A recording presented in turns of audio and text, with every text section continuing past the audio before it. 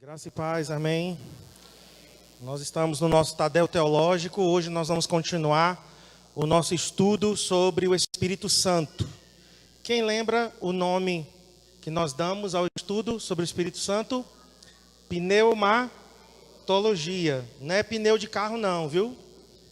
Pneumatologia não é o estudo dos pneus.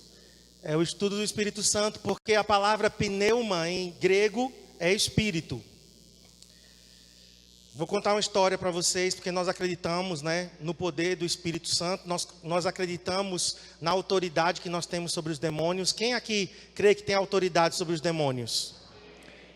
Então, teve um missionário que foi numa casa bem simplesinha, daquelas feitas de taipa, de pau a pique, e nessa casa tinha um bocal de luz, daquele que desce assim do teto, aquelas casas já bem antigas. E o bocal estava sem luz. E estava sendo iluminado só pela luz do candeeiro. E quando ele começou a pregar e falar de Jesus, uma pessoa na casa se endemoniou. E aí ficou rangendo os dentes. E aí o missionário, em nome de Jesus, demônio, você vai sair. Na autoridade do nome de Jesus, sai. E na hora que ele disse sai, ele levantou a outra mão e tocou no bocal de eletricidade. E aí ele levou um choque, E na hora que ele disse sai, e levou o choque, ele disse sai dele e de mim também. Porque ele achava que o demônio estava passando, por ele. Misericórdia, miseriqueima. Você não vai expulsar demônio desse jeito. Por quê? Porque aquele que tem autoridade não tem medo de demônios. E o Espírito Santo, quando nos enche, é interessante. Um crente cheio do Espírito Santo é diferente de um crente que não é cheio do Espírito. Um crente que não é cheio do Espírito é muito medroso. Eu mesmo me pelava de medo de demônio e de endemoniado. Corria.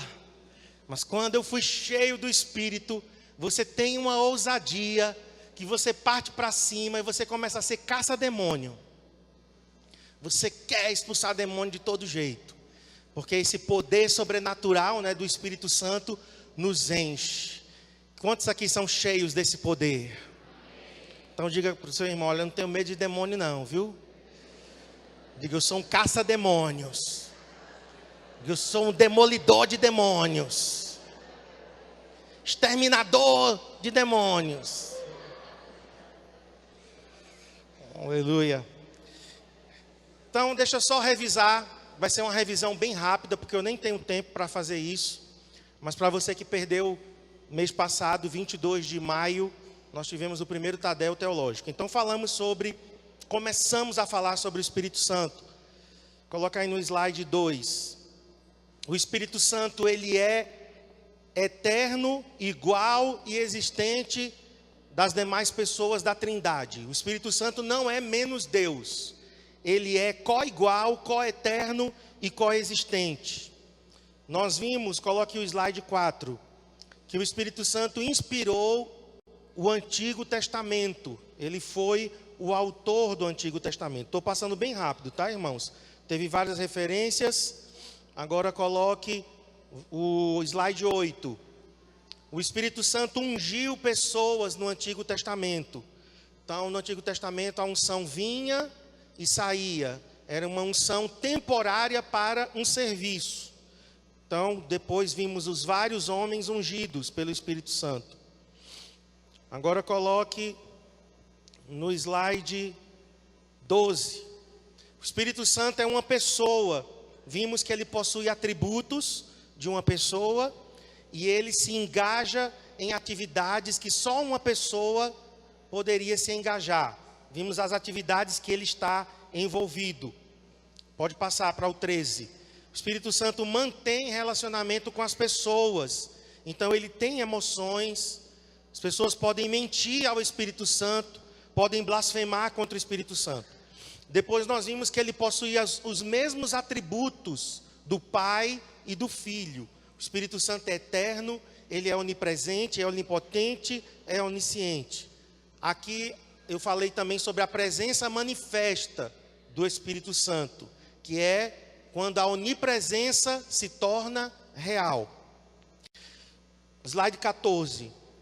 O Espírito Santo recebe vários nomes nas Escrituras. Slide 15.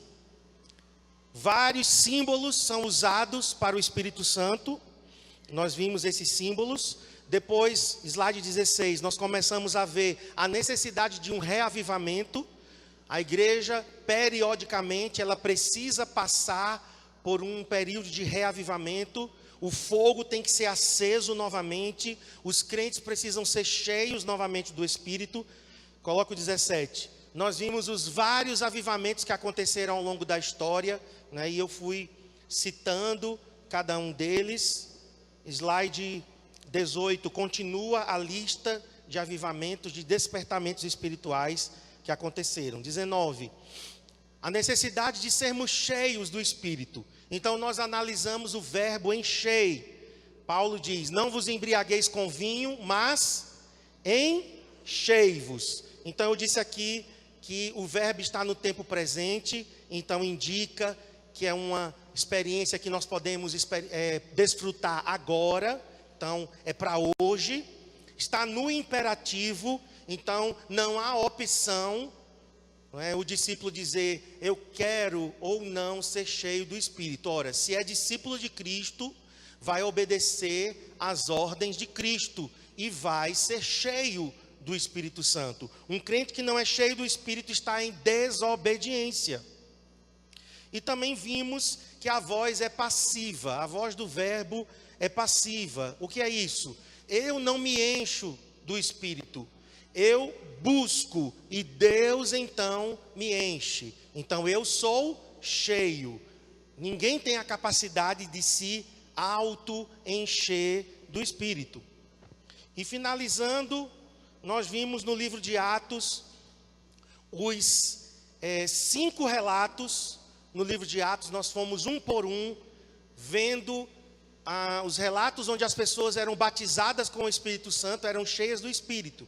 Então havia um poder irrompendo sobre essas pessoas. A manifestação do Espírito, ela não era nada delicada, ela não era nada suave. Quando o Espírito Santo vinha, ele vinha realmente com o seu poder sobre aquelas pessoas, né? Vimos que havia uma transformação na vida das pessoas.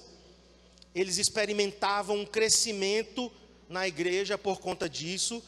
Slide 23. E a evidência que temos em 3 dos 5 relatos, 3 relatos dizem que eles falaram em outras línguas. Então eu expliquei aqui que a palavra glossolalia é o falar em outras línguas. Agora finalizamos no slide 24.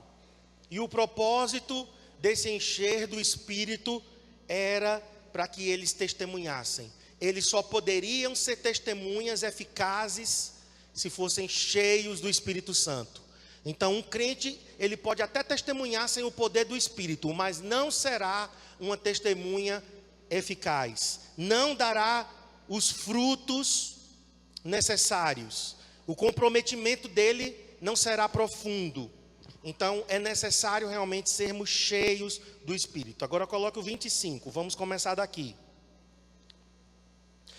Nós temos a visão pentecostal carismática. Queridos, quando falarmos de carismático, nós não estamos nos referindo à renovação carismática católica. Embora a Igreja Católica tenha experimentado na década de 50 e 60, especificamente na década de 60, a Igreja Católica passou por um momento de renovação também, e que gerou o que a gente chama hoje de renovação carismático-católica. Mas quando eu falar a palavra carismático, eu estou dizendo de pessoas que acreditam nos dons do Espírito. A palavra dom é carisma, em grego. Então, nós nos consideramos pentecostais carismáticos, certo?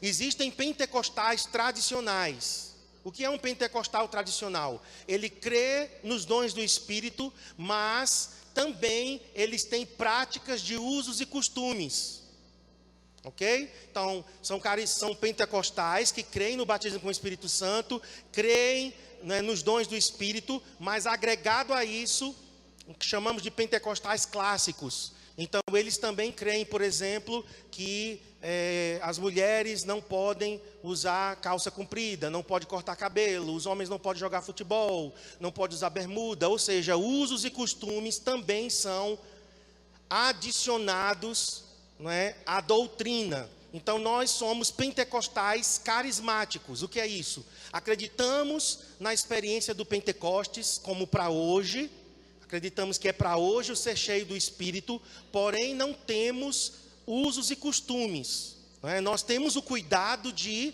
andar em santidade, certo?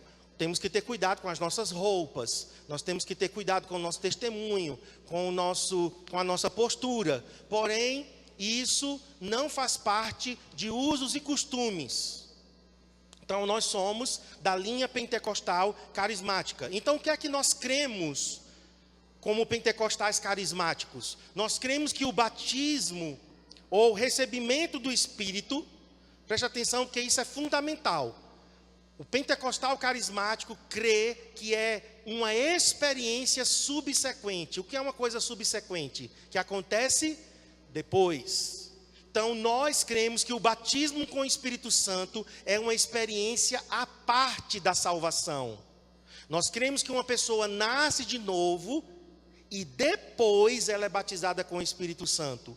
As duas coisas até podem acontecer proximamente. Alguém pode nascer de novo e ser batizado com o Espírito Santo, mas são duas experiências distintas. Ok, irmãos? Amém? Quem está aqui? Vamos voltar aqui.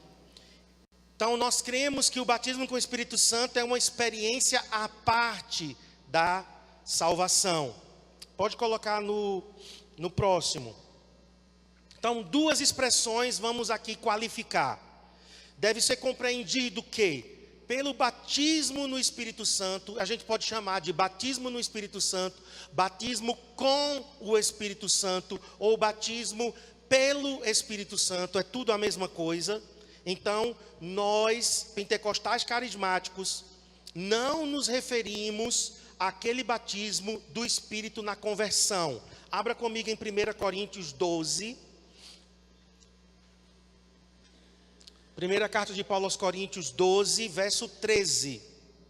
Quando uma pessoa nasce de novo, ela é batizada no corpo de Cristo. Veja aí o que Paulo diz, 1 aos Coríntios 12, 13. Pois em um só Espírito, todos nós fomos batizados em um corpo, quer judeus, quer gregos, quer escravos, quer livres. Paulo está se referindo aqui ao novo nascimento. Claro que o crente da linha tradicional, aqueles que não são pentecostais, eles entendem que quando você nasce de novo, você é batizado com o Espírito Santo, por causa desta expressão aqui. Mas o que é que nós entendemos? Nós entendemos que há 3 batismos. 3. O primeiro batismo é no dia que você nasceu de novo. No dia que você nasceu de novo, o Espírito te batizou no corpo de Cristo. Porque a palavra batismo é imergir, submergir. No dia que você nasceu de novo, você foi submergido no corpo de Cristo. Primeiro batismo, no dia do novo nascimento, fomos batizados no corpo de Cristo. Segundo batismo, aí pode ser na ordem que eu vou dar ou não. O segundo batismo é o batismo nas águas. E o terceiro batismo é o batismo com o Espírito Santo ou o enchimento de poder. Aí pode a ordem ser alterada. Eu posso ser batizado no corpo de Cristo, ser batizado com o Espírito Santo e depois ser batizado nas águas. Então nós cremos em 3 batismos. Tanto que o escritor aos Hebreus diz a doutrina dos batismos. Está no plural. Então não só é um batismo só. Ok? É o batismo quando nasce de novo no corpo de Cristo, o batismo nas águas, o batismo com o Espírito Santo. Então, nós cremos aqui que o que Paulo está falando em 1 Coríntios 12, 13, é o batismo no momento em que a pessoa se converte, ela é colocada no corpo de Cristo através da sua fé. Agora, olha, preste atenção, nós não cremos, né, e não tratamos os nossos irmãos como menos salvos, menos espirituais, aqueles que creem que o Paulo está falando aqui do batismo com o Espírito Santo. Tem os crentes tradicionais que creem que isso que Paulo está falando aqui converteu, você foi batizado com o Espírito Santo. Você é batizado com o Espírito Santo na hora que se converte. Mas nós não consideramos essas pessoas, mesmo que elas creem diferente de nós, mas nós não podemos, irmãos, termos orgulho espiritual. Eu já vim de uma fase, certo? Que eu chamava esses irmãos de geladeirianos, de sorveterianos, eu tratava assim. E está errado, não é? Apesar de ser engraçado, mas havia uma forte carga de quê? De preconceito, de discriminação. Eu considerava essas pessoas que não acreditavam no batismo com o Espírito Santo, da mesma forma como eles olham para nós às vezes, veem a gente como fanático, como crente emocional, né? Gente que só está em emocionalismo. Eu enxergava eles como menos crentes, menos espirituais, pessoas que talvez até nem tinham uma experiência com Deus. Então nós não podemos polarizar a coisa dessa forma, ok? Mesmo que alguém não crê como a gente crê, mas pelo menos nós temos que respeitá-los como filhos de Deus, como servos de Deus, como nossos irmãos em Cristo. Amém? Ah, pastor, mas eles acham que a gente é tudo herético. Não tem problema. A nossa visão a respeito deles é que tem que ser correta. Não importa o que pensem de nós. O que nós temos que fazer é ser mais nobres, irmãos. E eu acho que muitas vezes essa nobreza está faltando no meio pentecostal. Porque nós consideramos os nossos irmãos tradicionais como uma sub-raça de crente. A verdade é essa. Eu tratava assim. Não era nem crente, era primo. Não é meu irmão em Cristo, não, é primo. Por quê? Porque não fala em línguas, porque não crê nos dons do Espírito. Era dessa forma que eu via. Tá? Então, só quero abrir aqui esse parêntese. Vamos prosseguir.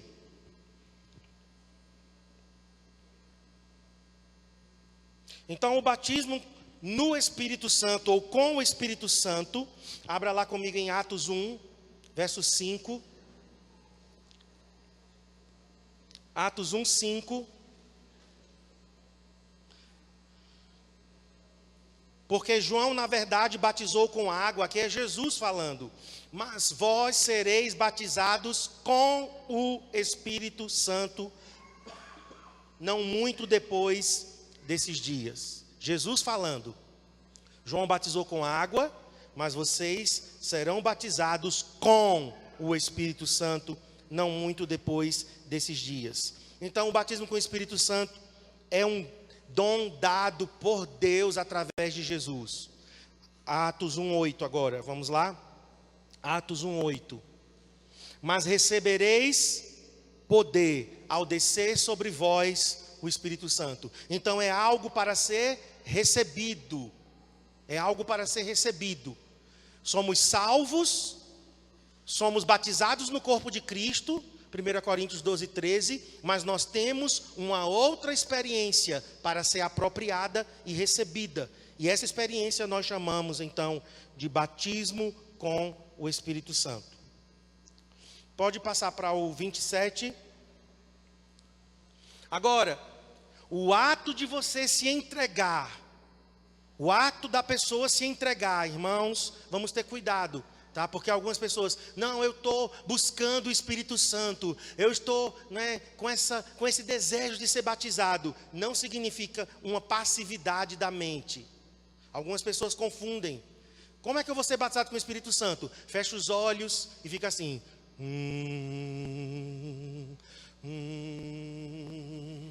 E aí o Espírito Santo vai te batizar. Não, não é passividade da mente, não. No batismo com o Espírito Santo, nós estamos com a nossa mente ativa. Nós sabemos aquilo que estamos buscando. Nós sabemos aquilo que nós estamos querendo. Então, eu já vi muita meninice com relação ao batismo com o Espírito Santo. Primeiro, eu já ouvi muito isso, as pessoas dizendo, eu não mereço o batismo com o Espírito Santo. Não mereço. Por quê? Eu não mereço porque eu não estou buscando. Ora, se for por merecimento, ninguém merecia. E se for por merecimento, não é dom, não é presente. Então não é questão de merecer. Outra coisa, eu cresci em um meio que você tinha que buscar muitos anos o batismo com o Espírito Santo para poder ser batizado. Então uma pessoa passava 5 anos, 7 anos, 10 anos. A minha mãe mesmo, pra vocês terem ideia, a minha mãe, ela fez parte de um movimento de renovação espiritual em 1972, mas a minha mãe, ela só veio falar em línguas pela primeira vez em 1992. 20 anos, porque ela dizia que não merecia e que ela tinha que buscar mais, que ela estava buscando pouco, por isso que Deus não batizava ela com o Espírito Santo. Então não é uma questão de tempo, quanto tempo eu estou buscando. Você pode ter nascido de novo, como eu falei, e 1 minuto depois ser batizado com o Espírito Santo. Então nós temos que desmistificar isso. Outra coisa, não é um estado auto-hipnótico. Você não está se auto-hipnotizando, você não está entrando em transe. Nada dessa história, eu não sei o que aconteceu comigo. Colocaram a mão na minha cabeça, eu comecei a falar em línguas, pronto. E desliguei. E aí fiquei falando em línguas e eu não lembro de nada. Então você se endemoniou. Batismo com o Espírito Santo não tira consciência de ninguém. Você está consciente de tudo que está acontecendo. Tudo ao seu redor. Você sabe onde está, a menos que você está passando pela experiência de arrebatamento. Aí sim, que é um êxtase. Certo? Êxtase não é aquela drogazinha que bota embaixo da língua não, tá? Êxtase é uma experiência onde nós saímos do corpo e somos levados a uma dimensão sobrenatural. O apóstolo Paulo disse, eu conheço um homem há 14 anos, que eu não sei se no corpo ou fora do corpo, mas foi ao terceiro céu. Essa experiência é de arrebatamento. Ok? Mas a pessoa continua consciente em uma outra dimensão. Agora, essa história de que eu estava orando, perdi a consciência, não sei o que estava acontecendo, e depois eu acordei, isso não é batismo com o Espírito Santo, é outra coisa. Ok? Então, não é passividade da mente, não é um estado auto-hipnótico e não é transe. Outra coisa, não é, eu aprendi a ser batizado com o Espírito Santo. Ninguém aprende a ser batizado com o Espírito Santo. Você é batizado por Deus. Porque algumas pessoas, elas ficam ouvindo os outros falando em línguas e elas querem imitar o que os outros estão falando. E falam em línguas por imitação. Não é isso também. Outra coisa, eu fui criado assim. Quer falar em línguas? Quero. Então eu falo o seguinte, começa, glória, glória, glória, glória, glória, glória, glória, glória. E daqui a pouco o glória vai virar em gló, gló, gló, gló, gló, gló, gló, gló, gló, gló, gló, gló, e aí você fala em línguas. Também não é isso, irmãos. Você não precisa ficar dando glória para ser batizado em línguas. Para ser batizado com o Espírito Santo. Você precisa crer que o batismo é para você, que o Espírito Santo vai ser derramado na sua vida, que você vai abrir a sua boca e você vai falar. Então não precisa, né, desses estágios anteriores. Fica dando aleluia, aleluia, aleluia, aleluia. Não precisa isso. O Espírito Santo vem e enche você. E aí você abre a boca e começa a falar em línguas. Como é que eu falo em línguas? Você não vai falar em línguas por imitação. Você não vai falar em línguas por você mesmo. É o Espírito Santo que vai te dar a capacidade de falar. Quando eu fui batizado no Espírito Santo, eu achava que eu estava imitando as pessoas perto de mim. E eu disse, Senhor, eu estou ouvindo outras pessoas falando em línguas e eu estou imitando. Então, Deus, se o Senhor realmente está me enchendo do Espírito e me batizando com o Espírito Santo, então quando eu estiver sozinho em casa, orando de novo, eu quero que aconteça novamente. E aconteceu. Ok? Estão entendendo, irmãos? Porque às vezes nós temos um ensinamento errado sobre o batismo com o Espírito Santo. Vamos prosseguir aqui. Então, não é uma passividade da mente, não é um estado auto-hipnótico ou um transe, mas é uma busca incessante e verdadeira de Deus. A sua consciência está ativa, os seus pensamentos estão ativos, você sabe o que está fazendo, você está adorando Jesus, e à medida que você adora Jesus, suas emoções são aquecidas, né? O teu coração ele é aquecido, e então o Espírito Santo é derramado na tua vida. O teu físico participa disso. Pode desligar aqui. Desliga aqui, por favor. Está dando interferência aqui. O nosso físico participa.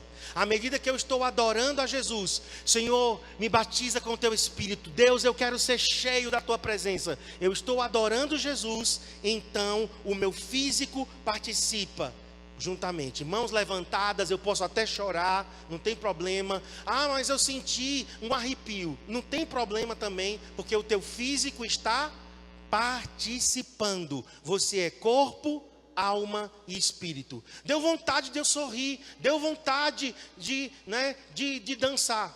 Para nós não faz diferença. Quais são as expressões físicas que você pode ser levado a fazer? Cair no chão, se prostrar, levantar as mãos, se ajoelhar.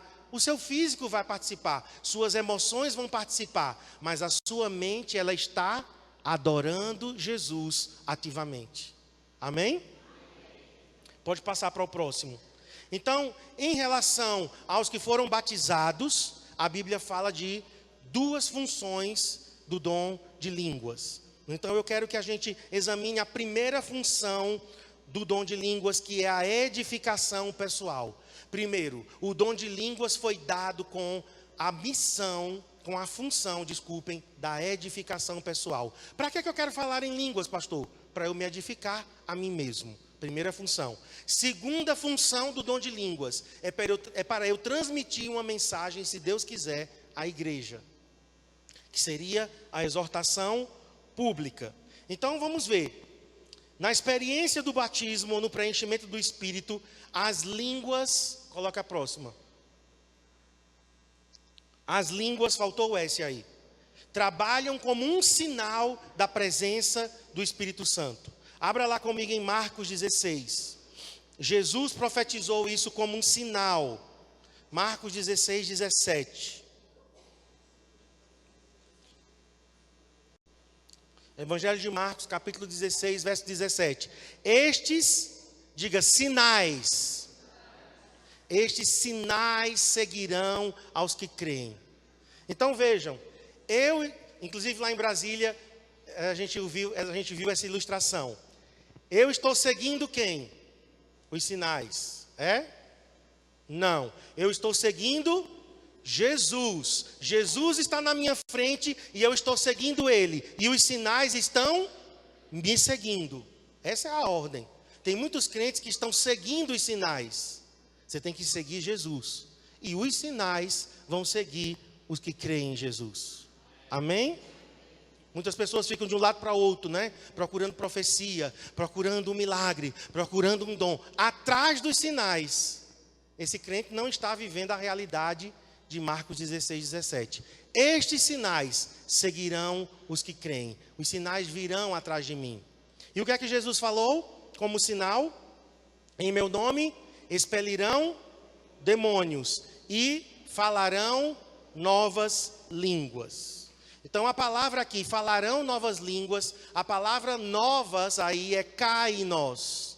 E kainos significa uma coisa nova, uma coisa nunca antes falada. Então, isso já coloca por terra aquela teoria que o dom de línguas é um idioma humano. Algumas pessoas creem que falar em línguas é falar inglês, é falar alemão, é falar chinês, mandarim, falar japonês. Mas aqui é novas línguas. O quê? Novas significam línguas que não foram faladas anteriormente. Ok, irmãos? Agora vamos para 1 Coríntios 14, 22. Paulo também disse que as línguas eram um sinal. Então nós cremos que o dom de línguas é a evidência de alguém que foi cheio do Espírito. De sorte que as línguas constituem um sinal não para os crentes, mas para os incrédulos. Mas a profecia não é para os incrédulos, e sim para os que creem. Bom, Paulo está dizendo que o dom de línguas é um sinal. E Pedro, coloque o próximo, observou a sua uniformidade com um dom na confirmação da validade das experiências dos gentios no Espírito Santo. Então vamos para Atos 10. As primeiras pessoas gentias a serem batizadas com o Espírito Santo está em Atos 10, 44 a 46. Até aqui, só judeus tinham sido batizados com o Espírito Santo. Em Atos 10, nós temos os primeiros gentios falando em outras línguas. Onde foi isso? Na casa de Cornélio. Atos 10, 44. Ainda Pedro falava estas coisas quando caiu. Veja que é algo irrompendo.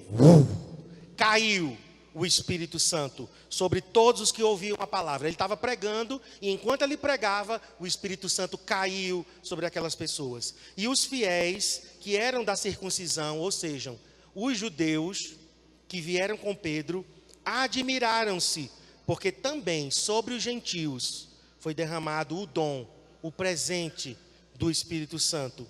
Pois os ouviam o quê?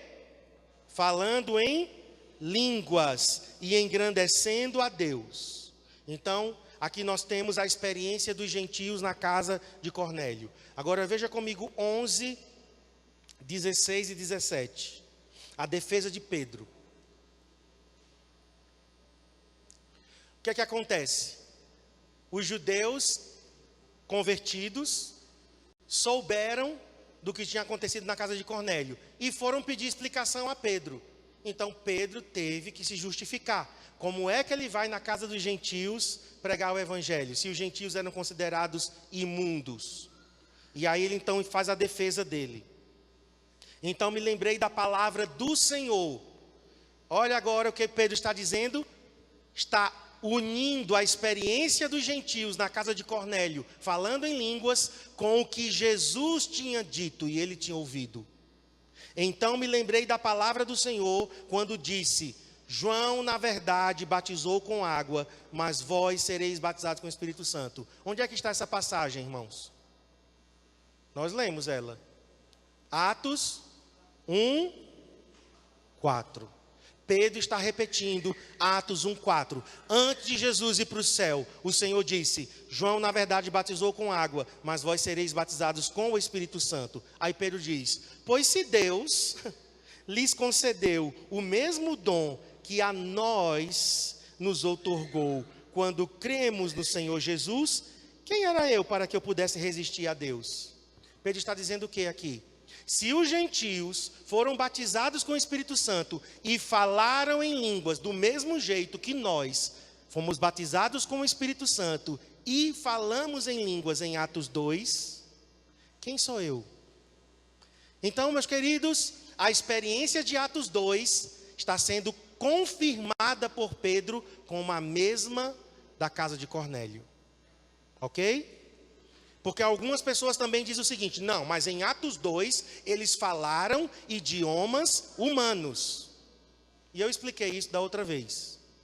Há duas possibilidades: que eles realmente tenham falado sobrenaturalmente idiomas humanos, ou que eles tenham falado em línguas e as pessoas ouviram no seu próprio idioma. As duas possibilidades estão em aberto.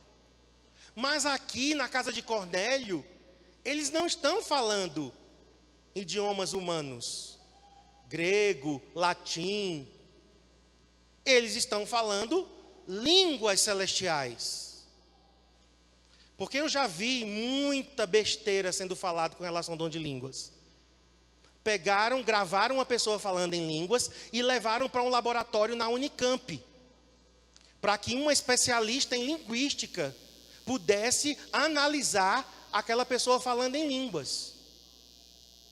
E aquela mulher, claro, uma cientista, não nascida de novo, nunca teve experiência com Deus de nada, foi analisar um crente falando em línguas.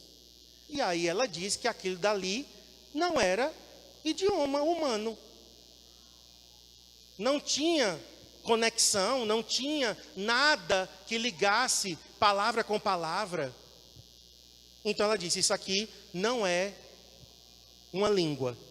Isso aqui é só sílabas desconexas sendo faladas. Como é que eu pego um dom espiritual e levo para um laboratório para ser analisado? E sabe quem quis fazer isso? Crentes. Para tentar provar que o dom de línguas não é línguas. É só você falando palavras desconexas. Mas, queridos, nós estamos falando de algo sobrenatural. É uma linguagem sobrenatural. Eu não posso analisar num laboratório. É a mesma coisa de eu pegar alguém aqui nascido de novo e coloco num laboratório para um psicólogo analisar o milagre do novo nascimento. Vai conseguir? Não, porque é algo sobrenatural. Uma pessoa que experimentou uma cura de câncer, o tumor desapareceu. O médico só vai constatar que o tumor desapareceu, mas ele vai conseguir explicar como foi que aquele tumor saiu, por onde ele saiu, como ele saiu? Claro que não. Então aqui nós temos Pedro dizendo, olha, o que aconteceu em Atos 2 é a mesma coisa que aconteceu na casa de Cornélio. Vamos para o 15 agora. 15, 7 e 9. Agora, os presbíteros se reúnem em Jerusalém. Um novo debate surge. Os gentios devem guardar as mesmas coisas que os judeus, as mesmas regras. E aí diz assim, havendo grande debate, Pedro tomou a palavra e lhes disse, irmãos, vós sabeis que desde há muito Deus me escolheu dentre vós para que por meu intermédio ouvissem os gentios a palavra do evangelho e crescem. Ora, Deus que conhece os corações lhes deu testemunho, concedendo o Espírito Santo a eles, como também a nós nos concedera, e não estabeleceu distinção alguma entre nós e eles, purificando-lhes pela fé o coração. Pedro está dizendo, a mesma experiência que nós tivemos em Atos 2, os gentios tiveram a mesma experiência. Então, o dom de línguas, pode colocar o próximo, é um sinal esperado, meus queridos. É um sinal adequado, esperado, confirmando que o Espírito Santo nos encheu. Você tem que esperar isso. Será que eu posso falar em línguas? Bom, você só não fala em línguas se você não quiser. Porque se você é dos que creem, Jesus disse, esses sinais seguirão os que creem. Então, se você é dos que creem, você pode sim falar em novas línguas. Então, é algo esperado, confirmando a presença da morada do Espírito e assegurando ao crente uma vida de testemunho revigorado. Ela não é considerada como uma qualificação para a plenitude do Espírito Santo, mas como uma indicação daquela plenitude. Não, primeiro eu falo em línguas para eu me qualificar para ser cheio do Espírito. Não. Se você falou em línguas, indica que você foi cheio do Espírito. Então, falar em línguas não é qualificação, é indicação. Agora, vamos ver aqui alguns aspectos desse falar em línguas pessoal. Vamos lá para 1 Coríntios 14. Esse capítulo é o capítulo, digamos, mais profundo que fala do dom de línguas na Bíblia, e profecia também. Abre aí, deixa aberto, porque a gente vai ver vários versículos. Então, primeira coisa que você tem que ter em mente, o dom de línguas é para autoedificação. Diga, autoedificação. O que é autoedificação? Edificação de si mesmo. Então, 1 Coríntios 14, 2 diz, pois quem fala em outra língua não fala a homens, senão a Deus, visto que ninguém o entende, e em espírito fala em mistérios. Me explique aqui com isso, como é que alguém pode defender que o dom de línguas é inglês, francês, alemão, chinês. Deus precisa se comunicar com alguém em alemão. Você que fala português, aí Deus vai te dar o dom de línguas em alemão para você falar com Deus. Tem sentido isso, irmãos? Mas é isso que algumas pessoas estão dizendo. Que o dom de línguas é nada mais do que idiomas humanos. Eu não preciso que Deus me dê um idioma diferente para eu falar com Ele, a não ser que esse idioma seja celestial. Ou seja, Deus quer que eu fale com Ele na língua que Ele fala no céu. Porque se eu for falar com um americano, eu sou brasileiro e ele é americano, e ele não entende em português, e eu entendo inglês. Então, o que é que eu vou querer? E o que é que ele vai querer?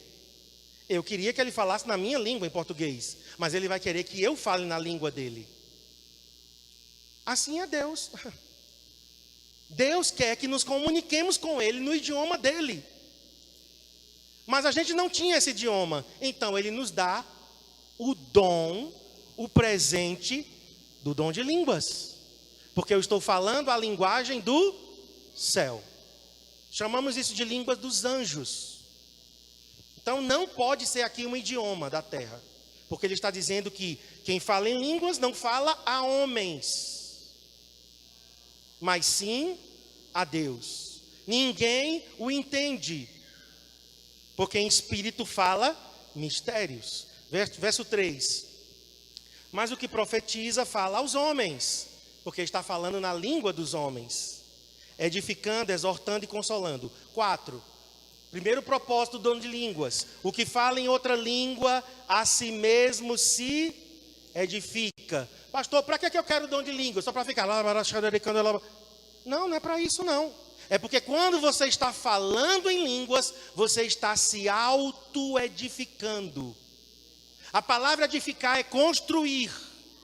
Quando você fala em línguas, você está pegando um tijolo espiritual, colocando cimento, tijolo, cimento, tijolo. Você está edificando o seu homem interior. Uma parede está sendo construída.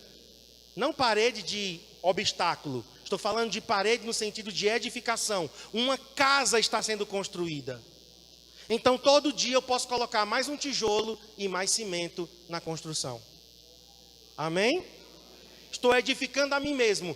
Por quê? O meu homem interior, o meu espírito, eu estou falando de coisa espiritual. O meu espírito, ele precisa se conectar com Deus para que eu capte, para que eu traga as coisas do céu para mim. Eu só posso trazer as coisas do céu para mim através do dom de línguas. Porque quando eu estou falando em línguas, eu na mente não estou entendendo, mas o meu espírito de fato está orando. Não há interferência, não há interrupção. Satanás não sabe que eu estou orando, os demônios não sabem que eu estou orando. É uma conexão direta com Deus. Já viram nos filmes aquele telefone que eles têm direto com o presidente lá dos Estados Unidos, um telefone vermelho? Linha direta, pegou o telefone, o presidente atende do outro lado. O dom de línguas é uma conexão direta com Deus. Ah, mas eu não quero falar em línguas. Tudo bem, é uma opção sua. Mas você não vai se edificar a você mesmo. Só isso. Você vai perder o grande privilégio de construir coisas espirituais dentro de você. Então, primeiro é autoedificação. Assim, a glossolalia, o falar em línguas, é praticado piedosamente pelo crente em seus momentos mais íntimos e intercessórios de comunicação com Deus, à medida que ele é movido pelo Espírito Santo. Ora, às vezes eu não sei o que orar. Às vezes eu não sei nem o que pedir por mim mesmo. Eu não sei o que orar pelos outros. Nada melhor do que orar em línguas. Porque quando eu oro em línguas, de fato, eu oro. Leia o capítulo 14, porque a gente não vai ter tempo de ler tudo. Mas vamos lá. Essa é uma aplicação devocional. Ok? Que pode ser praticada numa reunião como essa, que é uma dúvida que surge. Pastor, se é para edificação pessoal, por que às vezes vocês lá na frente, você, a pastora, ou alguém que está ministrando louvor, diz assim: vamos falar em línguas agora. Isso é bíblico? Vou responder. É bíblico, desde que você não se levante no meio da igreja, falando em línguas alto, como se fosse para falar para todo mundo. Aí você vai precisar que alguém interprete o que você está dizendo. Agora você está aí no seu lugarzinho. A adoração está rolando aqui. E você está falando em línguas aí no seu lugar, é entre você e Deus. Você não está transmitindo mensagem para ninguém. Não é necessária interpretação. Então, mesmo numa reunião coletiva, nós podemos ter momentos íntimos e privados com o Senhor. Ok? Então, eu estou aqui ministrando louvor. Queridos, agora você que fala em línguas, juntamente comigo, vamos ter um momento de oração em línguas. O que é que eu tenho que fazer? Eu que estou aqui no microfone, você vai estar orando aí. Eu que estou no microfone, ou eu tiro... Às vezes eu esqueço de fazer isso, mas é o certo. Ou eu tiro a boca do microfone e vou falar em línguas.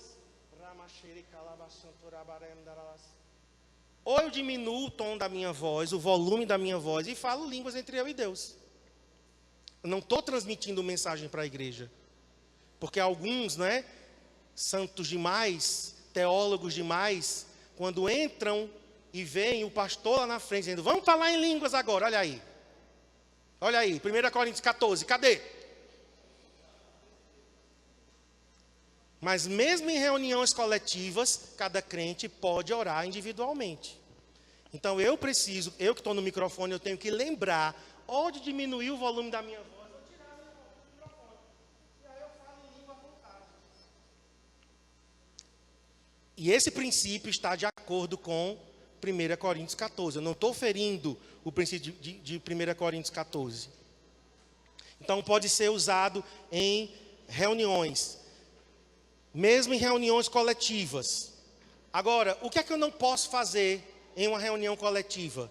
Eu não posso me levantar no meio da igreja e um monte de descrente está presente, e aí eu começo a falar em línguas bem alto e depois me sento. Aí Paulo diz que isso não pode acontecer. Porque se alguém tem uma mensagem para ser transmitida e se levanta na igreja para falar em línguas, tem que haver interpretação. Por quê? Porque senão os descrentes não, nem os crentes também, mas principalmente os descrentes não entenderão a mensagem que foi transmitida. Pode colocar o próximo. Falar em línguas, irmãos, é o único dom identificado com a igreja. Todos os outros dons você vai ter no Antigo Testamento.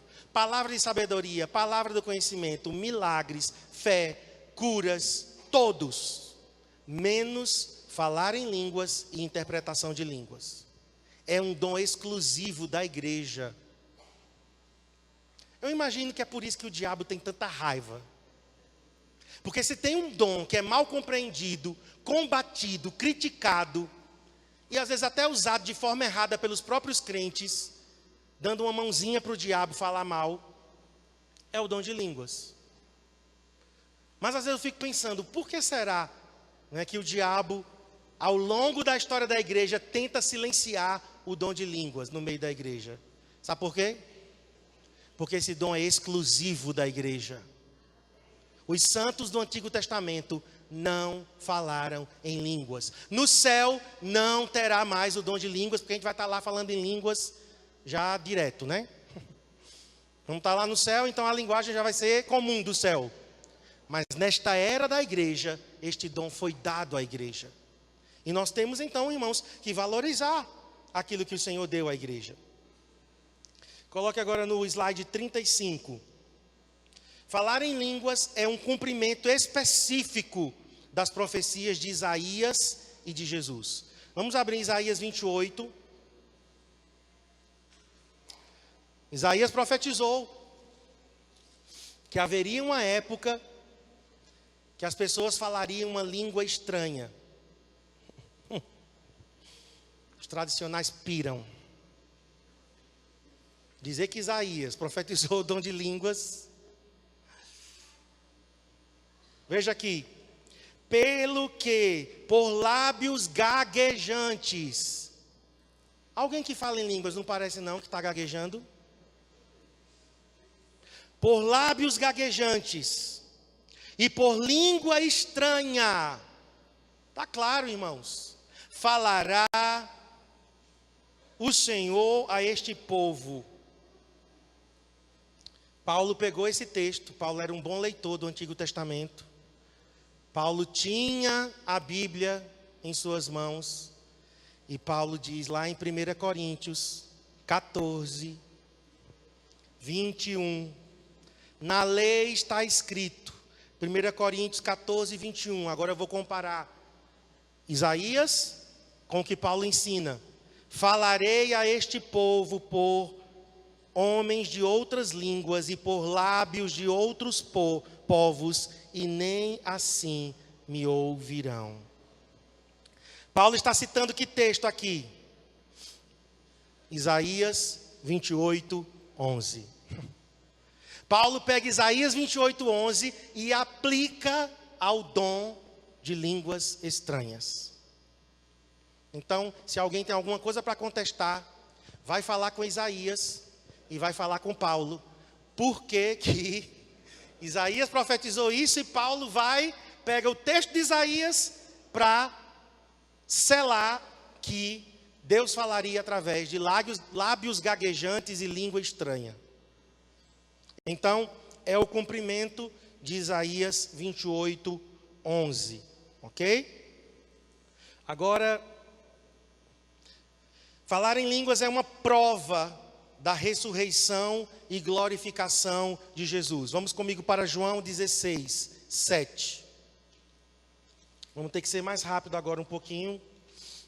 João 16, 7. Queridos, esse esboço, ele já tem pronto todo esse estudo. Inclusive eu mandei a primeira parte já para os líderes. Cobre do seu líder para ele reenviar no grupo lá das células. E eu vou mandar a parte 2 hoje. Ou hoje ou amanhã eu mando a parte 2. Então pede ao teu líder para ele colocar lá no grupo do WhatsApp. 16:7 de João. Mas eu vos digo a verdade, convém que eu vá, porque se eu não for, o Consolador não virá para vós outros. Se eu, porém, for, eu vos enviarei. Jesus estava dizendo, olha, eu tenho que ir, porque o Espírito Santo só virá se eu for. Agora vamos para Atos 2:26. Por isso se alegrou o meu coração, e a minha língua exultou. Além disto, também a minha própria carne repousará em esperança. Aqui é um salmo messiânico.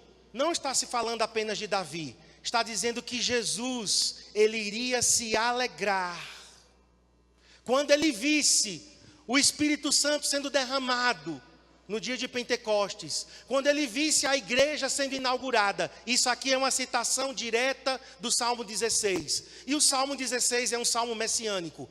Davi falou essas palavras, mas eram palavras proféticas. Era Jesus falando. E Jesus estava dizendo, meu coração se alegrou e a minha língua exultou.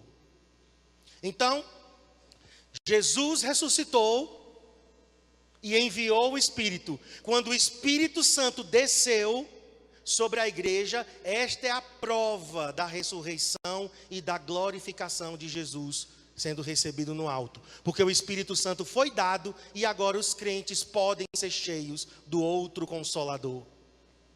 E Jesus se alegrar com isso. Amém? Passo para o próximo. Falar em línguas é uma evidência. Eu não vou repetir mais aqui porque eu já falei os textos. Os 3 textos de pessoas sendo cheias do Espírito e falando em línguas. Atos 2:4, Atos 10, 45, 46 e Atos 19, 6. Isso a gente já viu da outra vez. Falar em línguas é um dom espiritual para a alta edificação. Já falamos também, mas eu quero ler Judas, versículo 20. Judas 20. Antes de Apocalipse. Vós, porém, amados, edificando-vos, construindo algo dentro de você. A palavra aqui, edificando-vos, é oikodomos, construindo uma casa. construindo algo espiritual, na vossa fé santíssima, orando no Espírito Santo. O que é orar no Espírito Santo, irmãos? É orar em línguas, orando no Espírito. Paulo diz: orarei com a mente, mas orarei com o Espírito. O que é orar com a mente? Orarei com entendimento, orarei em português. Senhor, coloco diante de Ti, Deus, o centro cristão de adoração, a vida dos meus irmãos. Eu oro por avivamento, Senhor, na vida deles. Desperta essa igreja, Senhor, para Te amar mais. Eu estou orando com entendimento, porque eu estou orando em português. Eu posso até orar em inglês, se eu souber falar inglês. Eu posso orar em espanhol, vou estar orando com entendimento, porque foi um idioma aprendido. Padre Santo, bendigo el CCA com tu bendição. Estou orando com entendimento, estou orando em espanhol, mas estou orando com entendimento. Agora, Senhor, nesse momento, Deus, eu quero orar pelo CCA, pelos meus irmãos, e eu oro por avivamento na vida deles. Aí já não é mais com entendimento, é com o meu Espírito, através do Espírito Santo. Aí eu estou orando em Espírito. Não é mais em português, não é mais numa língua humana, é uma língua concedida pelo Espírito. Então Judas está dizendo: amados, edificando-vos na vossa fé santíssima. O que é isso? A fé pode ser edificada. Queridos, olhe para mim, talvez você está fraco espiritualmente, porque você não tem usado este recurso de edificação. Você tem negligenciado isso, desprezado um dos dons do Espírito, pisado um dos dons do Espírito. O dom de línguas não é inferior aos outros dons. Volto a repetir, o diabo na história da igreja tem tentado, diminuir esse dom. Não, o dom de línguas é para crente tapado. Já ouvi gente falando isso. Dom de línguas é para crente fanático, é para crente bitolado. Isso é a boca de Satanás falando. Dom de línguas é para crente que quer edificar-se a si mesmo, que está construindo em si algo espiritual. Nem sempre, aliás, quase nunca, eu sei o que eu estou orando em línguas. Mas eu sei que o que eu estou orando está em linha com a vontade de Deus. Eu estou orando alinhado com o propósito de Deus. Porque às vezes eu posso estar orando em português e pedindo coisas que Deus não quer para mim. Eu posso estar orando coisas que não é alinhado com o propósito do Senhor. Mas quando eu oro em línguas, eu me alinho. Estava fora do prumo, eu alinho e começo a orar de acordo exatamente com o coração de Deus. Amém? Você sabe que se você insistir muito com algumas orações, mesmo que não seja a vontade de Deus, você sabe que Deus vai te dar? Amém? Não. Porque você vai entrar no terreno da vontade permissiva. Tem gente que pede, Deus diz: mas não é minha vontade, meu filho. Pede, insiste. Aí Deus diz assim: já que você insistiu, tome. Só que os resultados, sabe o que é que vai dar? Tristeza, angústia. Você vai quebrar a cara. Você vai talvez entrar numa falência. Sabe por quê? Porque você estava orando, torcendo o braço de Deus, forçando Deus a te dar uma coisa que não estava alinhada com o plano dele, com o propósito dele. E eu conheço. Pastor, tem base bíblica para isso? Tem. Salmo 106. Eu estava orando por uma pessoa e o Senhor me disse: eu vou dar a ele o que ele está pedindo, mas não era o que eu queria para ele. Eu vou dar, mas a alma dele vai definhar. Leve isso a sério. Eu tenho que orar em linha com a vontade de Deus e não ficar torcendo a vontade de Deus, entrando num terreno perigoso. É Salmo 106. Estão procurando a referência, né? Vocês são bons mesmo. Crente bereano. O pastor falou, eu quero ver onde é. 106:15. concedeu-lhes o que pediram, mas fez definhar-lhes a alma. Às vezes Deus dá, porque a gente insistiu tanto. Filho sabe como comer o juízo de um pai e de uma mãe quando quer uma coisa. Tem dia que eu digo, Abner, por favor,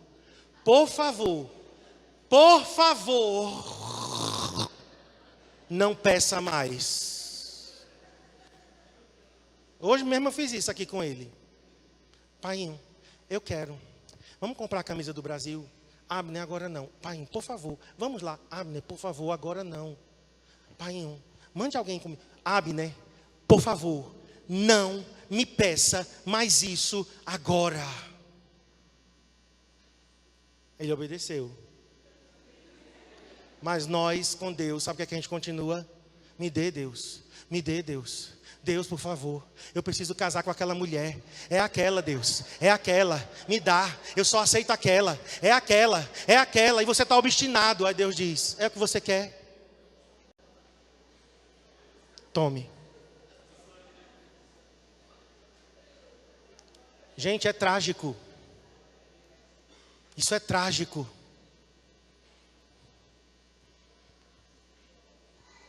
Mas vamos terminar aqui. Se eu conseguir. Sexto, falar em línguas é um dom espiritual para edificação espiritual da igreja, quando acompanhado de interpretação.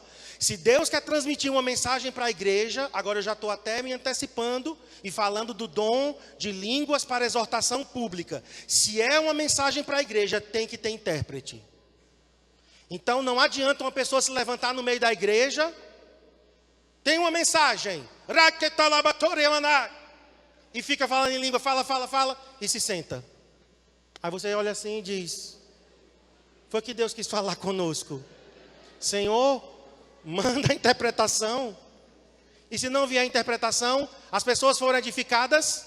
Não, porque a mensagem para edificar a igreja tem que vir acompanhado de interpretação. Talvez vocês ainda não viram, não é, isso acontecer. Eu tenho orado, irmãos, para que os dons apareçam com mais frequência. Mas eu e o pastor Iremar foi o nosso pastor que nos consagrou, fez o nosso casamento. Eu e o pastor Iremar, nós tínhamos uma afinidade espiritual muito linda. Eu começava a ministrar a adoração, o pastor Iremar pegava o microfone, começava a falar em línguas. E o Senhor me dava a interpretação daquilo que o pastor Iremar estava falando. Aconteceu várias vezes isso. E eu estava pensando, né? Nós precisamos ver esse dom de interpretação em ação novamente. Busque ele, peça ele. Deus vai dar. Quando Deus der dom de interpretação, Deus vai dar então línguas para edificação da igreja. Porque até agora a maioria das línguas que a gente fala é só para edificação pessoal. Mas eu acredito que Deus quer trazer mensagens em línguas para toda a igreja. Mas é necessário o quê? Interpretação. 7. Você pode confirmar, tá? Com o versículo aí. 1 Coríntios 14, 5. Deixa eu ir lá. Temos que confirmar na palavra. 14, 5. Eu quisera que vós todos falassem outras línguas, muito mais, porém, que profetizasseis. Pois quem profetiza é superior ao que fala em outras línguas, salvo se as interpretar, para que a igreja receba edificação. Ou seja, se o dom de línguas for para trazer uma mensagem para a igreja e não tiver interpretação, esse dom não está sendo usado adequadamente. Então o dom de profetizar é superior, porque quem profetiza já está falando a mensagem direta em português.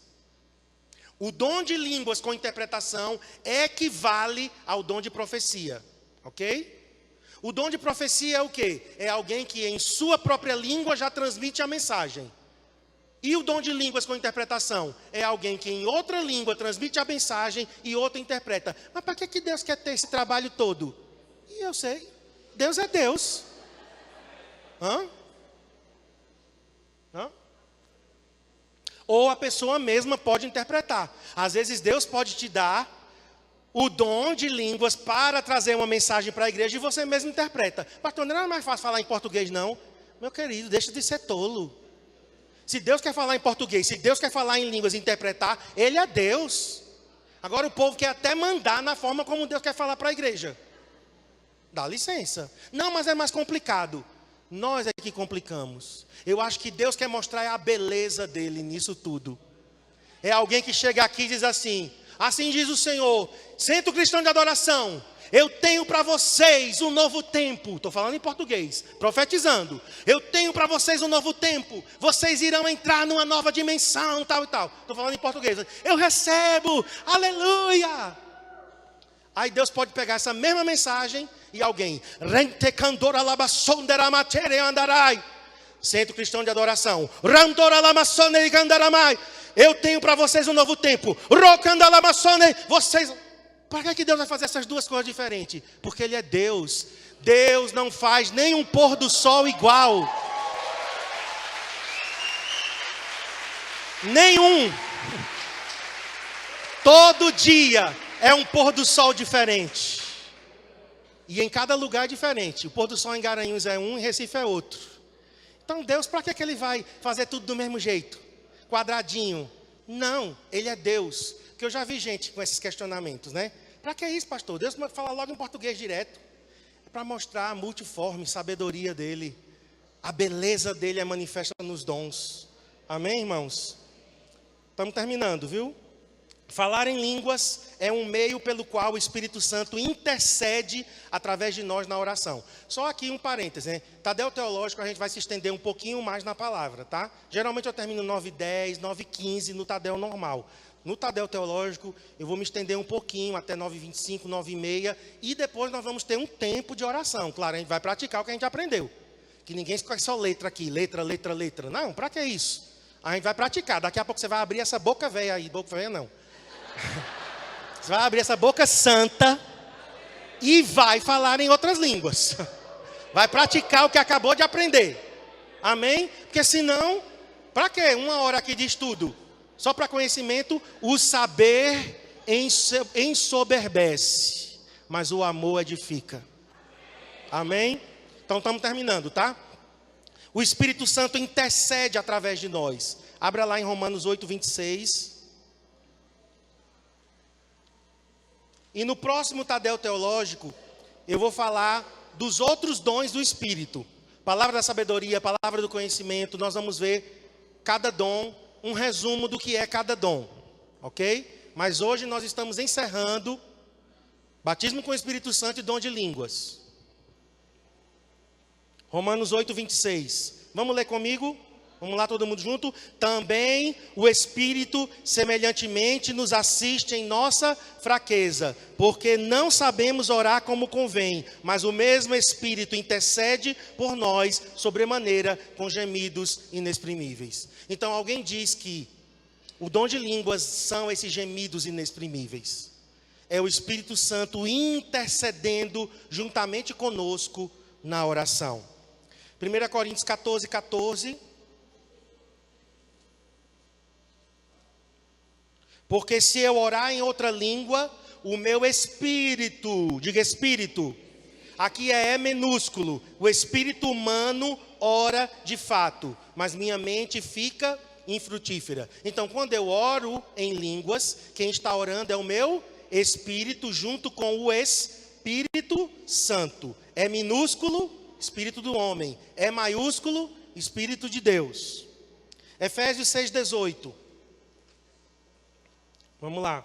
Vou pedir que o pessoal da música já fique aqui, porque a gente já vai decolar. Com toda oração e súplica, orando em todo tempo no Espírito, com E maiúsculo ou E minúsculo? Maiúsculo. Então aqui é o Espírito Santo. Então, o Espírito Santo ora, intercede por mim através da oração em línguas. Falar em línguas é um meio espiritual de regozijo, de alegria, irmãos. Volta lá para 1 Coríntios 14:15. Que farei, pois? Orarei com o espírito, mas também orarei com a mente. cantarei, olha aí, eu posso cantar em línguas também. Cantarei com o espírito, mas também cantarei com a mente.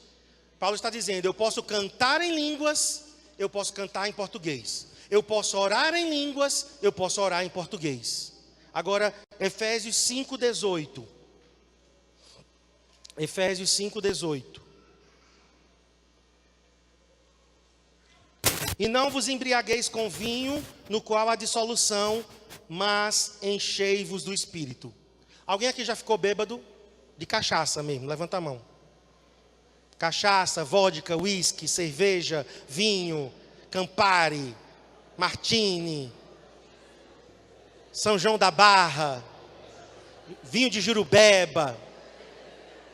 Alguém aqui você já ingeriu bebida alcoólica e ficou bêbado? Bêbado? Levanta a mão. Você estava meio alegre, não estava? Flutuando, né? Aí você se solta. Quem fala pouco começa a falar muito, né? Fazendo gracinha, piadinha. Olha aqui. Olha aqui.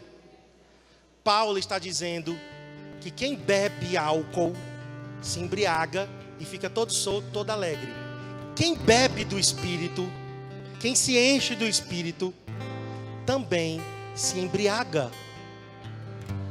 E você fica alegre. A diferença é que quando você bebe álcool, no outro dia você tem ressaca. Dor de cabeça, vontade de vomitar. Mas quem se embriaga do Espírito, no outro dia não tem ressaca. Amém? Vamos ficar em pé?